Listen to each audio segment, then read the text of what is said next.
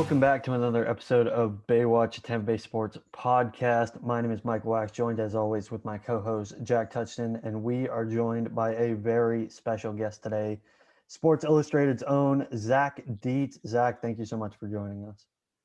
Thank you guys for having me. It's a pleasure. Let's talk some football. Let's talk some Super Bowl champion Tampa Bay Buccaneers football. Oh, I'm never going to get tired of hearing that.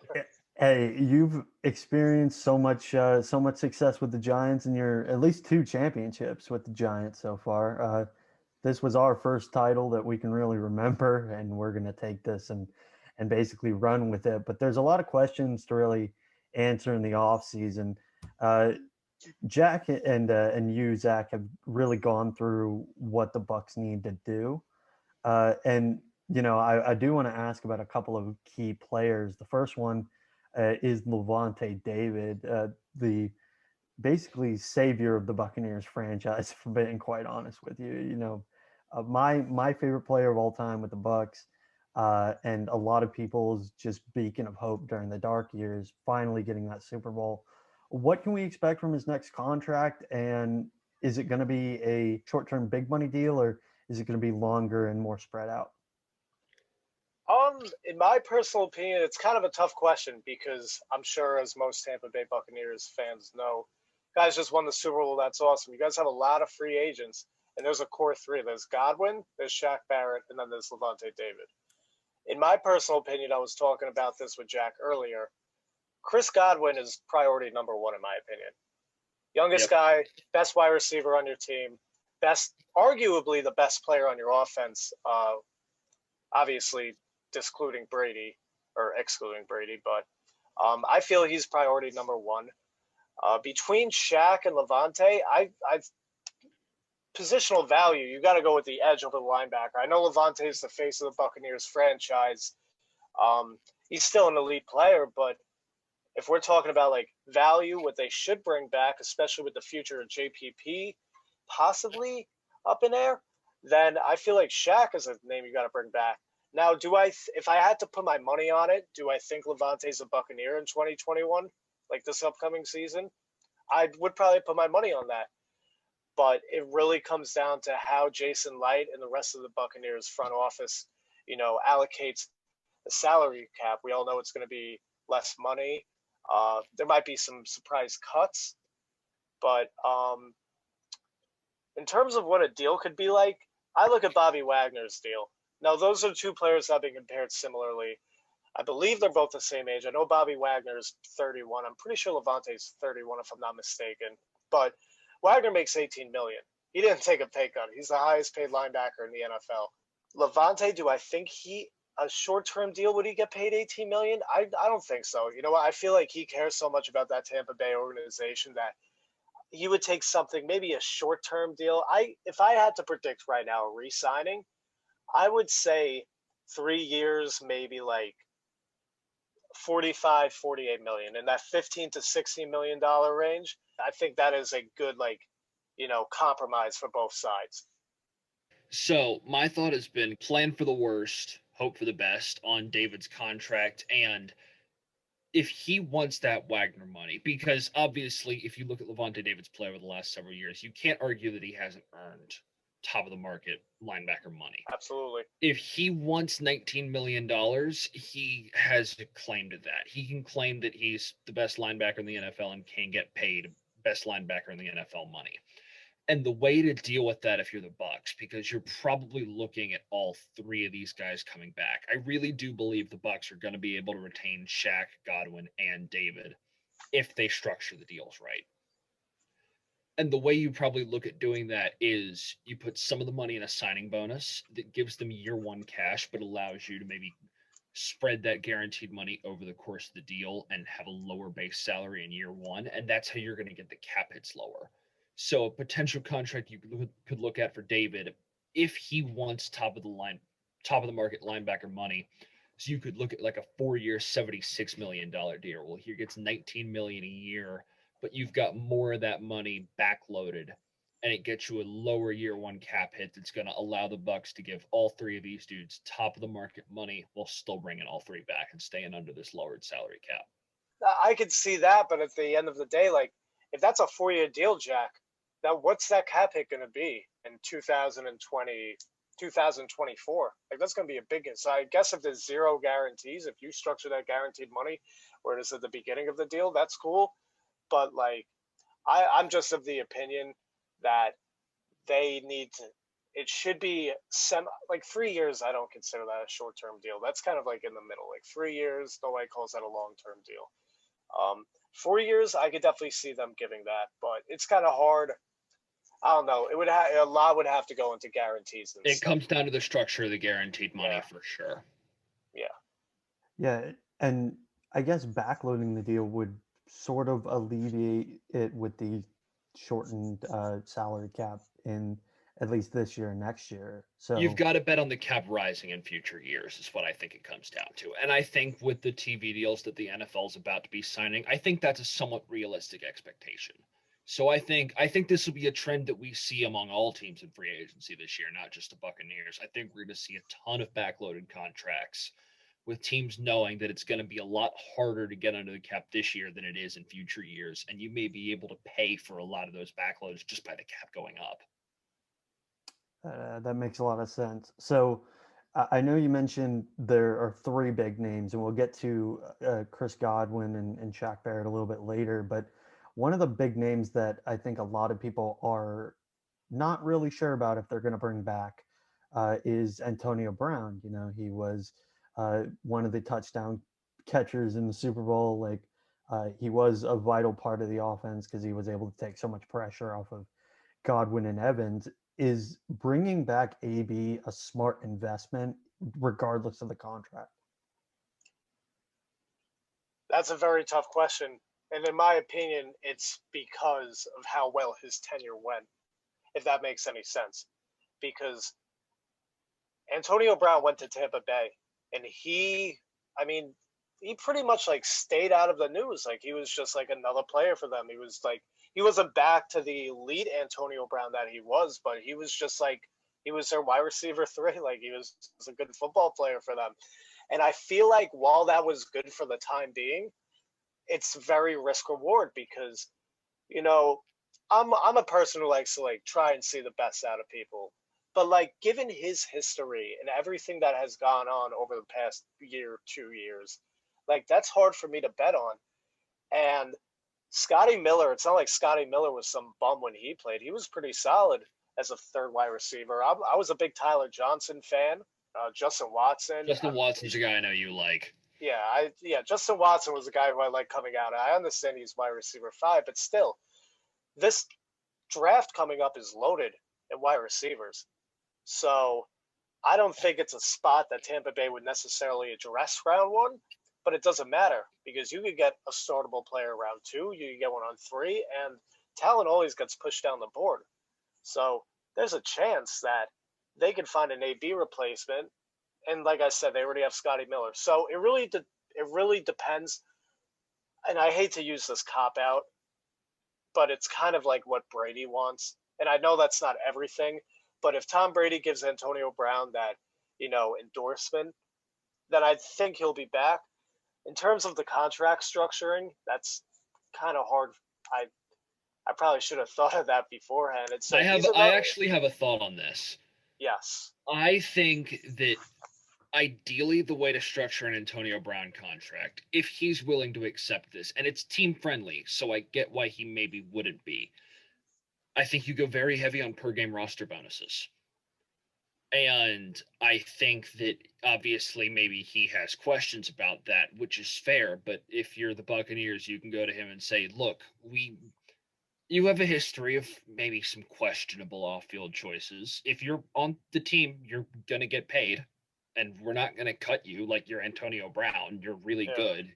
You're not getting cut as long as you keep your head on straight. So if you do, you'll see all of this money. But I've been saying since the middle of the season, once we signed Antonio Brown, he could sign anywhere for any amount of money. And I don't know. I think he's probably going to be back because, like you said, I think Brady is going to want him back. And I think that Jason Light and Bruce Arians are going to think about that and say, yeah, okay, we'll give Tom Brady what he wants. And I think that's how that's going to end up going down. but I really don't know for how much or if it'll even happen. Oh yeah. No, I definitely agree with that.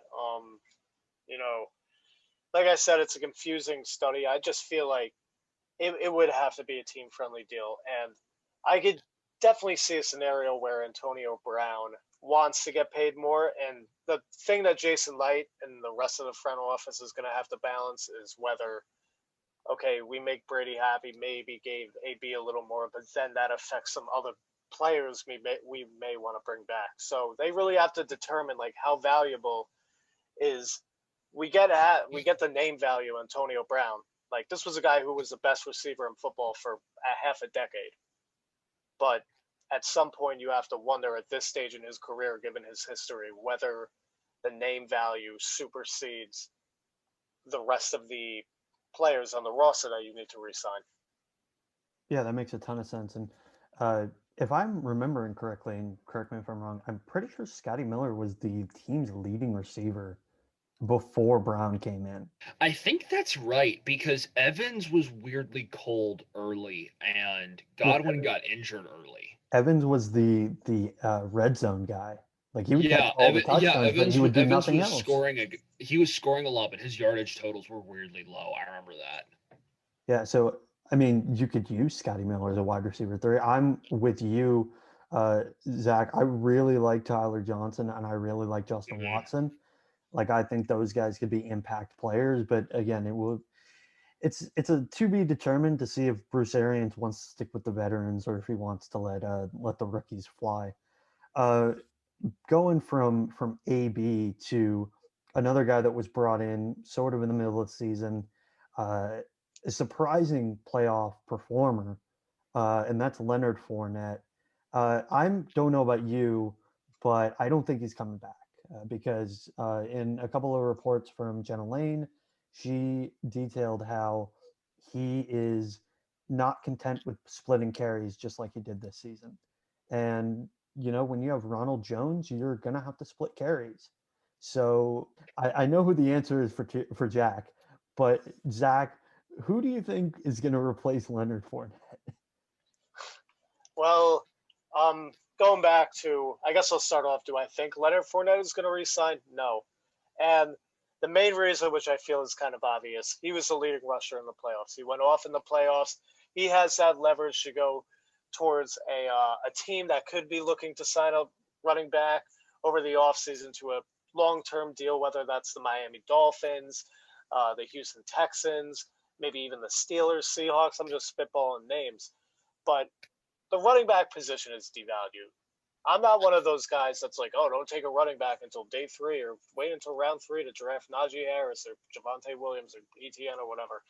But if it's a backup running back, I don't think the Bucs will meet his demands financially. And in terms of Fournette himself, the pride, it's really a pride thing. He wants his own job. He feels he is worth it. He's like, I'm the number 4 pick in the draft. I was released by my old team. Sure, I didn't put up insane numbers during the regular season, but I was the main guy on the ground in the playoffs. But I think he'll try and get his money elsewhere. In terms of backup running backs, I know James White's a popular name. He would be a great fit. Brady and all that. The one thing I worry about with White is maybe it's kind of a similar thing to Leonard Fournette in the sense that, James White has always been an efficient running back. We know how good he is with the ball in his hands. We know how good he is receiving the ball. What if he wants his chance to be the guy somewhere else? Like, what if a team like Houston, throws him a decent, long-term contract? I don't know how old he is off the top of my head. I think he's 28, 29. I think he's 29. Yeah, so he's a little older. So maybe not a 4-year deal, but there's a chance he could be like Duke Johnson on steroids for for the Texans or something like that. So, and I think Ronald Jones is still a solid running back. So in terms of a backup running back, I wrote down a few names. I'll just go through them super quick. I won't spend a long time on backup running backs. Jamal Williams, I feel like could step in and kind of provides mostly some of that same value as a power back complement to Ronald Jones. Most of these guys are power backs. New York Giants. He's great in pass protection. Yeah, he's a really good pass protector too. The guy who made the Saquon Barkley being picked number 2 overall look more worthless than it was when it happened, Wayne Gallman, who stepped in pretty well for the He was Giants good this this year. year. You know, yeah, Yeah. he was pretty solid. I was never really a big Wayne Gallman guy. I wasn't a fan of their running back room outside of Barkley. The Dion Lewis signing absolutely confused me. But in terms of a backup power back, like Wayne Gallman, he was pretty efficient. I believe he averaged 4.3 yards per carry. He got some touchdowns. He could be your goal line guy. Less sexy option, I'll say Carlos Hyde. I just feel like he's going to keep getting jobs. Throw him like a minimum deal, something similar to that. And Carlos Hyde ran for 1,000 yards in 2019. Fun fact. yes, how many yards did he run for in 2020? I actually don't know the answer to that. I think he was decent in Seattle. I just think he had limited work. Yeah, I mean Carlos Hyde is kind of just like he's the if there was like a definition of a jag, just a guy, I feel like it would be Carlos Hyde. Carlos Hyde and Jordan Howard. Maybe, yeah, definitely. And then in terms of like this is a guy who I think if they could get him cheap, I would really like this fit. Malcolm Brown. You know, he was really effective in Los Angeles for the Rams. You know, he's not really that valuable in the passing game. But as I said, strong guy, good between the tackles, solid vision. He would be a really nice and that's what the point of this is, finding a decent complement, you know, to spell Ronald Jones and you know, possibly be that goal line back for Tampa Bay. So it's funny because when you were talking about James White, who's one of my 2 names, you actually mentioned the other one of my 2 names.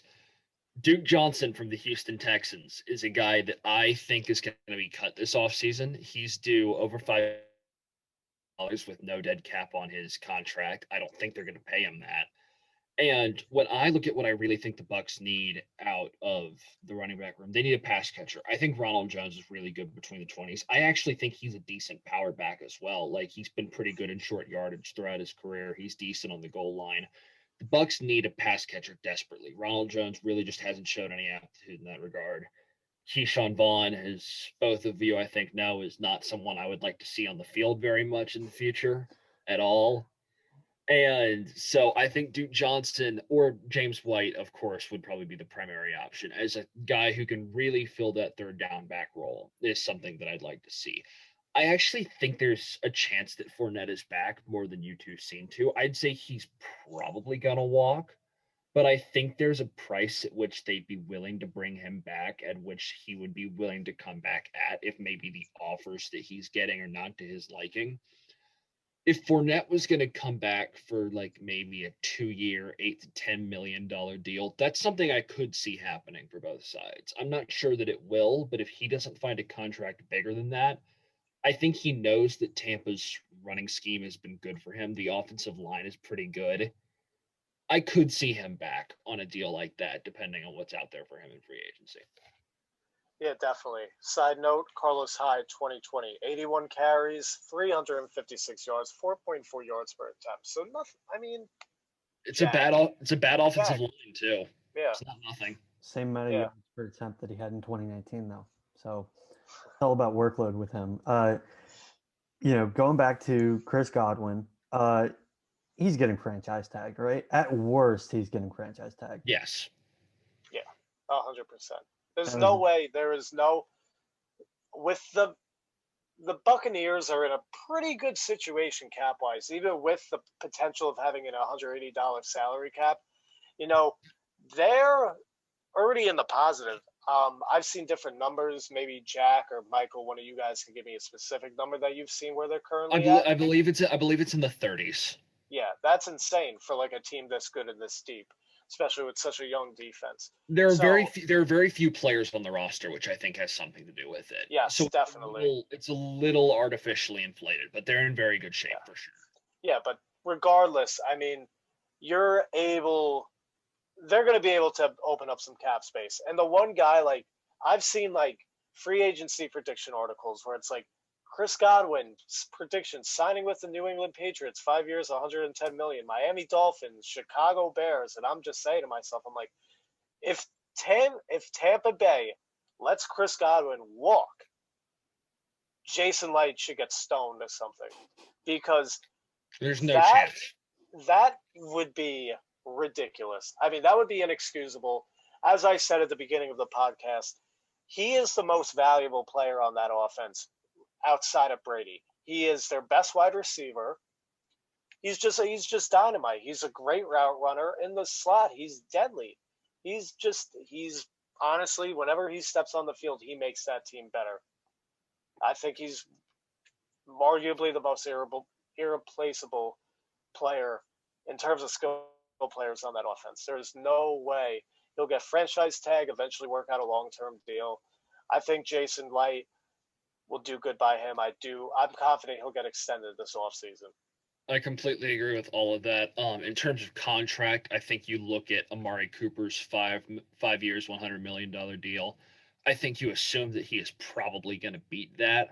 I think you're looking at 5 years, probably somewhere in between 105 or 110 million dollars, so 21 to 22 million dollars a year.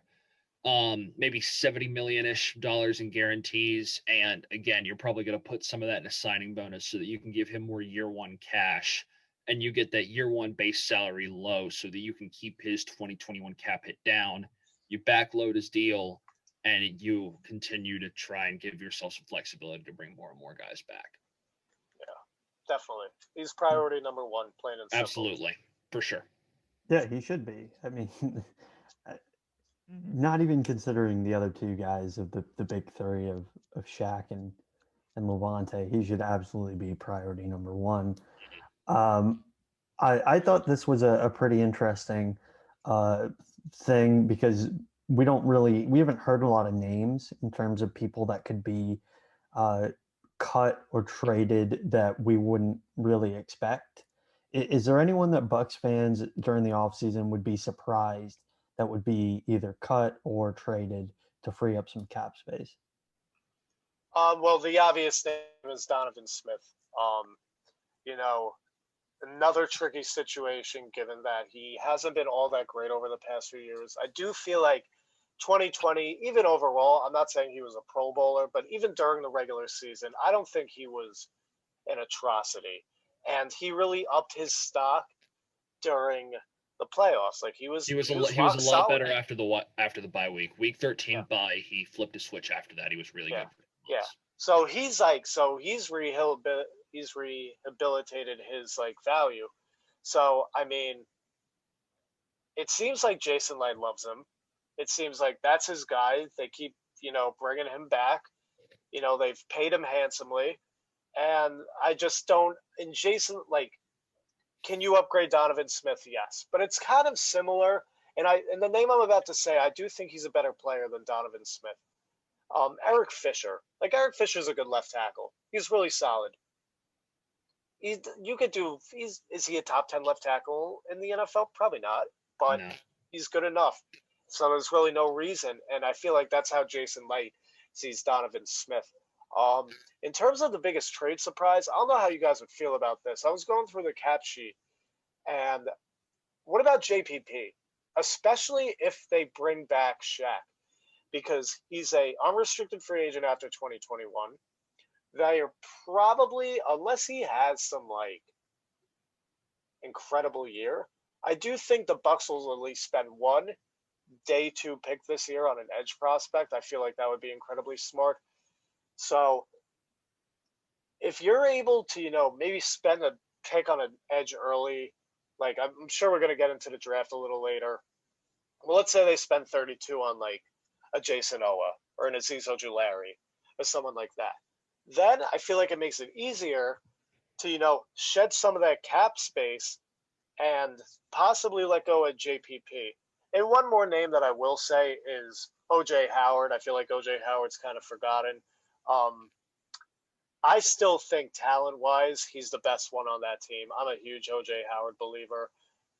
Gronk obviously has that chemistry with Brady. That plays a big factor. He'll always get that publicity. But in terms of just overall skill set at this stage of their careers, I don't know what O.J. Howard would get traded for now. Maybe a third, a fourth. I'm not. We've talked about this a little bit. I think probably a 4. Yeah, that's what I was thinking. But send him to a team Can you imagine like if the Buccaneers traded like him to the Chargers if Hunter Henry walks? Can you imagine that offense? I actually really like that. Yeah, Justin Herbert, Keenan Allen, Mike Williams. They might spend an early pick on a wide receiver.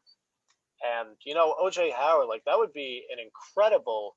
OJ Howard would be the second best blocker on that team behind Try Turner. No, Brian Bulaga, he'd be third.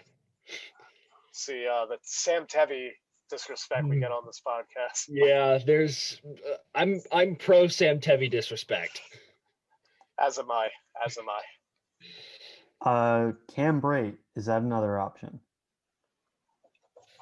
Yeah.